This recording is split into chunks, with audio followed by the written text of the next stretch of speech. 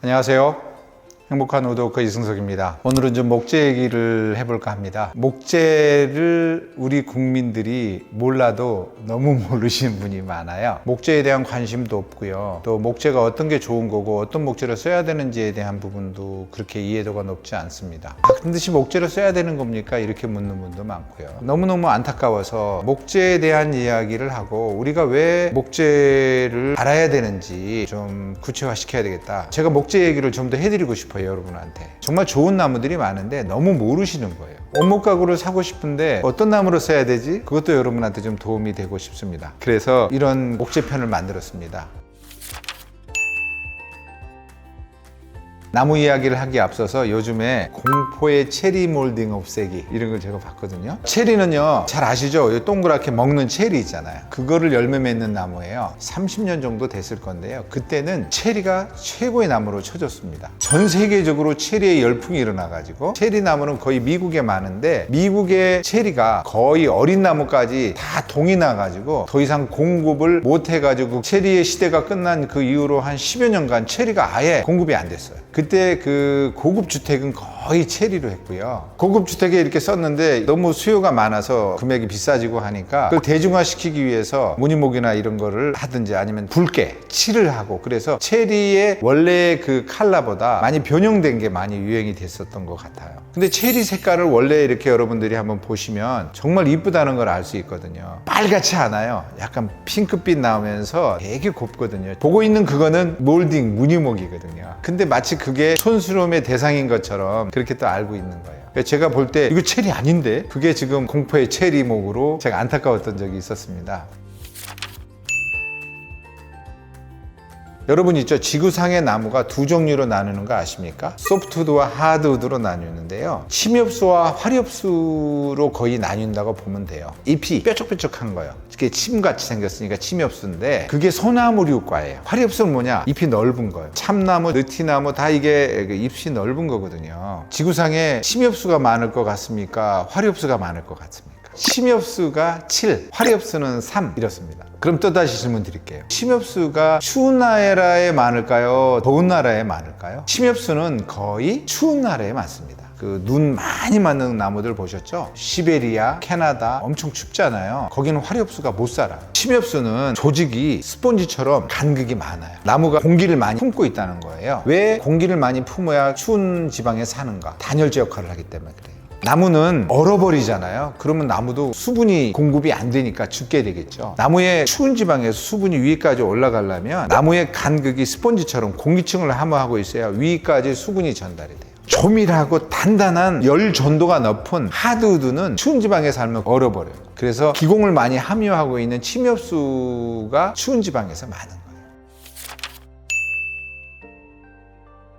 가구재 이렇게 검색을 하잖아요. 미국의 가구재는 그냥 뭐로 딱 나오는지 아세요? 하드우드로 딱 나와요. 그러면 소프트우드는 가구를 만들면 안 되느냐? 그 얘기는 좀 아닙니다. 그 용도에 따른 분류가 필요할 것 같아요. 어린이들 가구 같은 경우 애들이 사용하는 건데 너무 단단하면 다칠 수도 있고, 또 나무 가격이 너무 비싼 하드우드로 만들었을 경우엔 애들이 금방 또 자라면 버려야 되잖아요. 소프트우드로 만드는 게 훨씬 더 괜찮겠죠. 그리고 나무가 많이 드는 책장이라든가 이런 데 부분은 하드우드로 만들면 당연히 좋겠지만 비싼 소재로 썼다가는 단가가 많이 나오니까 소프트우드가 차라리 쓰임새가 좋은 것 같아요. 레드파인이나 스플러스나 유송이나 그런 것들은 이미 판재화돼서 그런 걸 가지고 잘라서 쓸 수 있기 때문에 DIY나 이런 거 할 때는 소프트우드가 훨씬 좋죠. 그럼 소프트우드는요, 오일 바르면 안 될까요? 소나무에다가 오일을 발랐으면 안 될까요? 됩니다. 그런데 너무 스크래치가 잘 나요. 컬러도 그렇게 썩 이쁘지는 않거든요. 그러니까 소나무는 되게 색칠을 많이 해서 씁니다. 그래서 여러분들이 그걸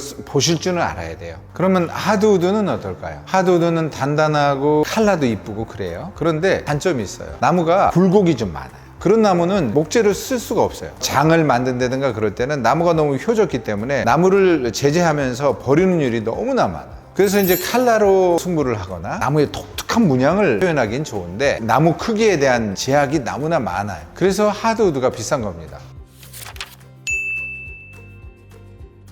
북미산 목재 중에서 대표적인 목재는 두 개가 있는데요. 월넛이 있고요. 그 다음에 오크가 있습니다. 월넛은 호두나무고요. 호두가 열리는 나무인데 사실은 호두가 정확히 열리는 건 아니고 비슷한 열매가 열립니다. 호두나무인 월넛이 지역에 따라 좀 다르기도 해요. 펜실베니아주 뉴욕 쪽에 있는 나무하고 서부 쪽에 캘리포니아 나무도 있고요. 그런 나무는 문양이 아주 화려해서 좀 더 비싸게 거래되기도 합니다. 근데 오크 같은 경우는 화이트 오크가 있고 레드 오크가 있는데 화이트 오크는 나무를 이게 제재해서 딱 자르잖아요. 하얀 진액이 나와요. 그래서 화이트 오크라고 합니다. 어떤 분들은 하얘니까 화이트 오크 이렇게 생각하시거든요. 그것이 아니에요. 화이트 오크는 오크통, 와인을 숙성하잖아요. 오크통을 주로 화이트 오크로 만듭니다. 레드 오크는 칼라가 좀 붉으스름해서 레드 오크입니다. 메이플은 단풍나무인데요. 하드 메이플이 있고 소프트 메이플이 있어요. 하드 메이플은 정말 단단해요. 야구방망이로 요즘에 쓰이고 있고요. 색깔이 굉장히 밝아요. 그래서 하드 메이플로 가구를 만들어 놓으면 깨끗하게 보이죠. 소프트 메이플은 문양이 굉장히 이쁩니다. 특히 컬리라든가 버드아이라든가 이런 특별한 나무의 내부에 성장하면서 생기게 되면 성장점이 꼬이게 돼서 생기는 그런 자연현상들이 많은데 악기재 있잖아요.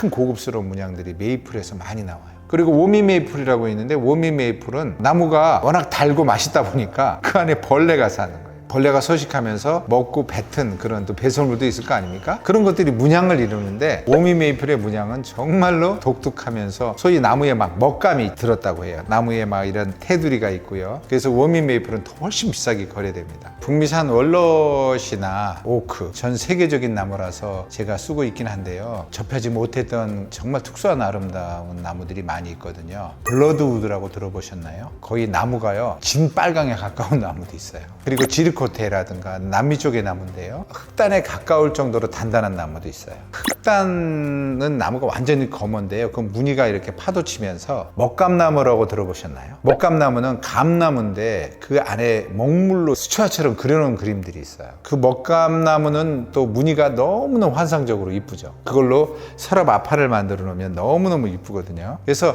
다양한 목재를 가지고 목재의 아름다움을 살려서 가구를 만드는 일들은 제가 한번 보세요. 조만간에 제가 그런 나무로 유튜브 올려서 여러분한테 구경 한번 시켜드릴게요.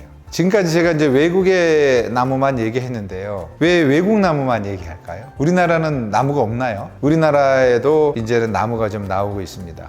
목재를 심는 그런 문화가 오래되지 않았기 때문에 나무가 굵지는 않아요. 옛날에 없었던 나무들이 이제 제법 커서 지름이 30cm, 40cm, 50cm가 나와요. 밤나무도 있고요. 참나무가 화이트 오크니까요. 레드 오크도 있죠. 느티나무도 간간히 나오고요. 벚나무도 있고요. 그런데 우리나라 나무를 어떻게 하고 있는지 아십니까? 활용을 못 하고 있습니다. 저는 거기에 굉장히 안타깝게 느껴지고 있고요. 우리나라 산림청도 우리나라 목재의 활용을 위해서 많이 노력하고 있는 것 같은데요. 계절이 뚜렷하다 보니까요. 문양이 너무 이쁜 나무들이 많이 있는데 왜 우리나라 하두도 가지고 가구를 못 만들까요? 목재를 제재해서 건조하는 기술력이 없기 때문입니다. 왜 그거를 우리나라 같이 영리한 나라에서 국민들이 안 했을까요? 시장이 너무 작습니다. 우리나라 목재가 왜 이렇게 활용이 되지 않고 있는지에 대해서 다음 시간에 좀 더 알아보려고 합니다. 여러분이 관심 있게 봐주시고요. 오늘은 목재에 대한 얘기를 했는데요. 가끔씩 나무 얘기를 가지고 여러분께 찾아뵙겠습니다. 감사합니다.